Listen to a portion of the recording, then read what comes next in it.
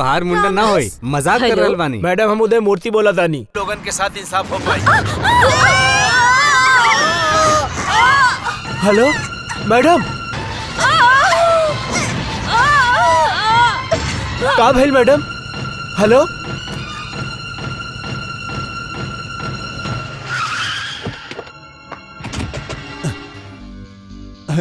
अरे तभी भी सांस लेती है। क्यों जी लीलावती, हमरा से पहले जनता के पास जात रहलू का? महेश के पास जाना। आईएएस के ट्रेनिंग के दौरान तो क्या सिर्फ देश के राजनीति के बारे में सिखौले हुई, हमरा जैसन कमीना राजनीति करे वाला के बारे में ना सिखैले हुई। अगर जनता सोचे लग जाए तो हमके रोड पे खड़ा होके के पड़ी है ना। देखा, अगर राजनीति में कोई नया आगे तो के दम देके चाहे घुसा मार के काम करवा ले निशन। देखा जी, हमरा ही देश के खातिर कितना लोग कुर्बानी दे देले बड़े, और वो लिस्ट में तू भी शामिल हो जा। समझ गेलू? चित्रगुप्त जी हिसाब में लिख ली रहुआ। अबे क्या देखा तारे, पेट्रोल ले और डाल साले।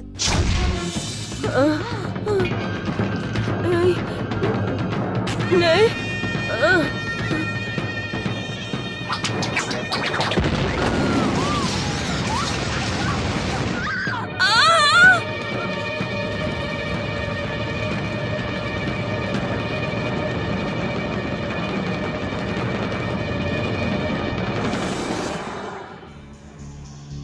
उनकर मौत हादसा न रहल, उनकर कत्ल कल गए रहे। ओकरा साबित करे खातिर सबूत भी रखले बानी। लीलावती और बीबीआर के सबूत इस सीडी में बा। ये सब समाज के दुश्मन बाड़े, ई लोग के सजा मिले के ही चाहिए, मिल ही के चाहिए इनका सजा। एनकाउंटर विजय मूर्ति।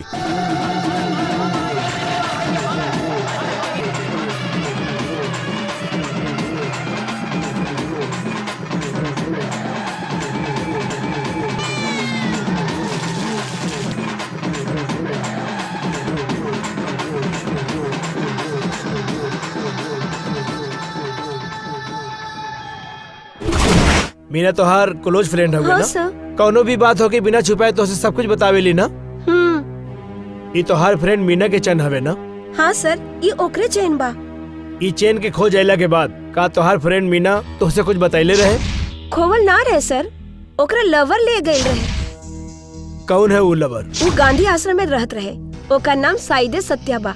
कोनो सजा काटे खातिर वो यहाँ आयल रहे। हमार भैया जकरा पे केस डाले रहले, ओका लिस्ट लैपटॉप में बा ना? सर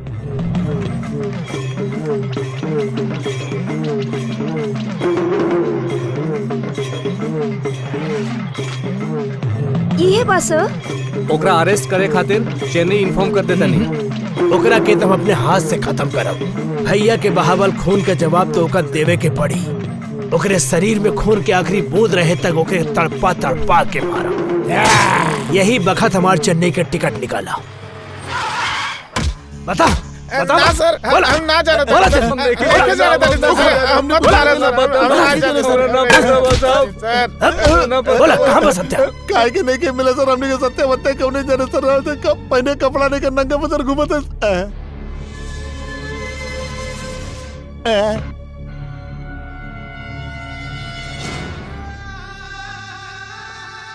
एगो जरूरी बात रवा से करे। सर सर सर सर हमारी बात तो सुना, हमारी बात तो सुना सर। हमारी बात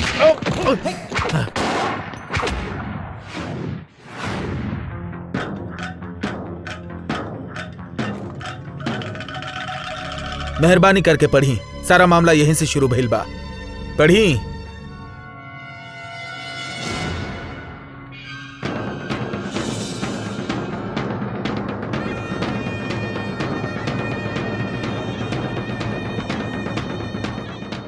ई सबूत खातिर हम तारा भैया के धमकी देले रहनी, लेकिन उनकर मौत हो जाए ना सोच ले रहनी।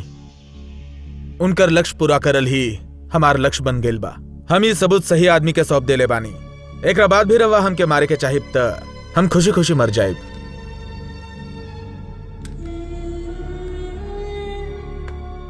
ये इनकाउंटर विजय मूर्ति आज तक क्यों से माफी न मांग ले बा। सॉरी सत्या। बोली, हम जज बोलता नहीं सर। हम असिस्टेंट कमिश्नर विजय मूर्ति बोला था। पूर्व मंत्री बीबीआर के ऊपर एक खून के केस बाट, इमीडिएटली अरेस्ट वारंट। वही हम घरे बानी।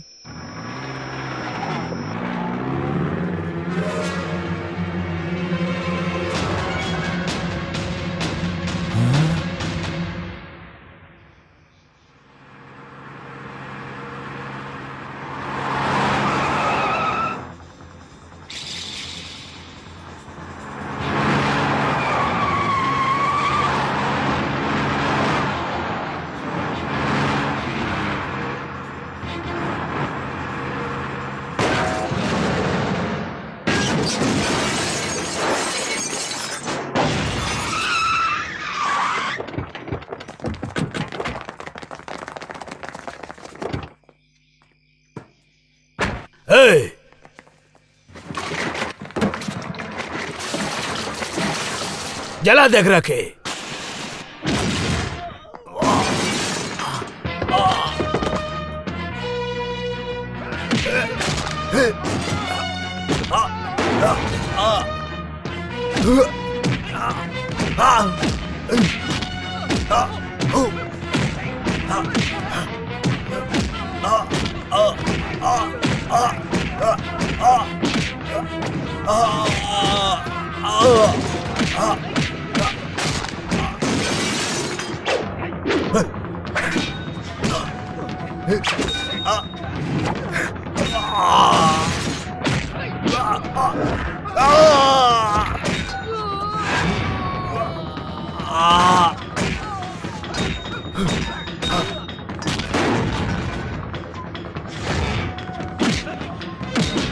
ए, भैया जी ऐसा मत कर, ऐसा मत कर भैया जी। ए, हम कहता नहीं मत चलावा फाइल के। रुक।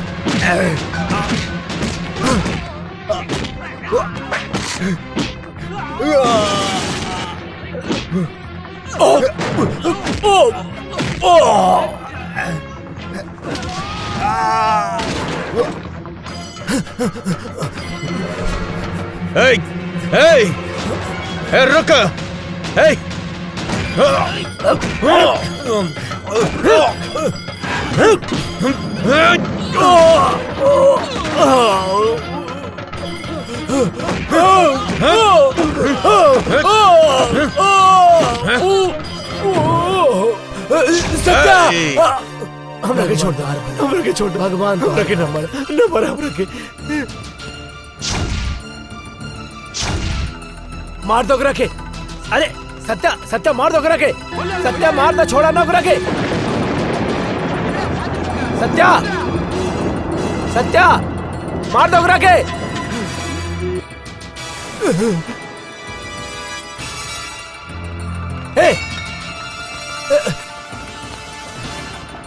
ए, काहे ओकरा के बिना मारे छोड़ देला? काहे छोड़ला? ए सत्या, अरे हम तो से पूछा तानी काहे छोड़ला? काहे छोड़ो ओकरा के सत्या? राउर भैया ही के कारण बाड़े, राउर भैया ही के कारण बाड़े। मरते समय भी आशीर्वाद दे गईले। हाँ, उदय मूर्ति कारण बा।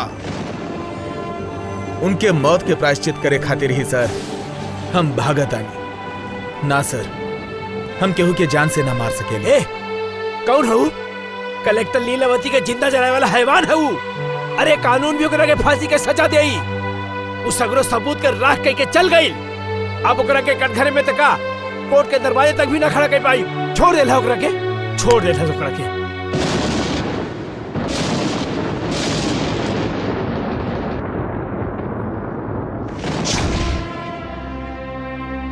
मारपीट से कभी भी जीत ना होखेला।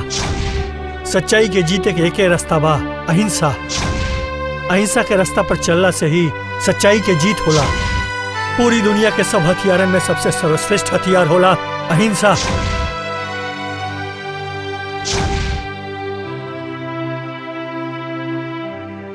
रास्ता बा सर, सजा दिलावे के रास्ता बा। कैसे? वो कलेक्टर के हत्या भइल बाना सर। हाँ। लीलावती का खून वीबीआर भैया जी कैले बा, ये सच बाना सर। हाँ। ये खातिर के सजा मिले के चाहिए, ये सच बाना सर। हाँ भाई, इतना सच हमने के पास रहते हम काहे झुक रहल बानी सर? सच्चाई के रास्ते पे चल के सच्चाई की जीत कराए। वो कौन रास्ता बा हम जान गई नी। वो रास्ते पर चले के हम डिसाइड कैले बानी। काहे रे? तू अहिंसा के लड़ाई में लड़के जीते वाला हवे? हाँ सर। तू पागल हो गई बड़ा का? गांधी के मारे वाला गोडसे के भी दुआ मांगे वाला लोग आज भी देश में हुए। ई युग में आके तू सत्याग्रह के का गईले बा? हम युग में विश्वास ना करेनी सर, सच में विश्वास करेनी। अंग्रेजों के खिलाफ गांधी जी के जीत दिलावे वाली सच्चाई। ई युग में भी हमके जीत दिलाई कि ना, ये आजमाव के चाहता नहीं। सुन, सच्चाई सच्चाई बोल के तू भूखा मरे वाला हवा। गांधी मार्ग में एक अनाथ के मौत हो गई, ई खबर खबर रह जाई।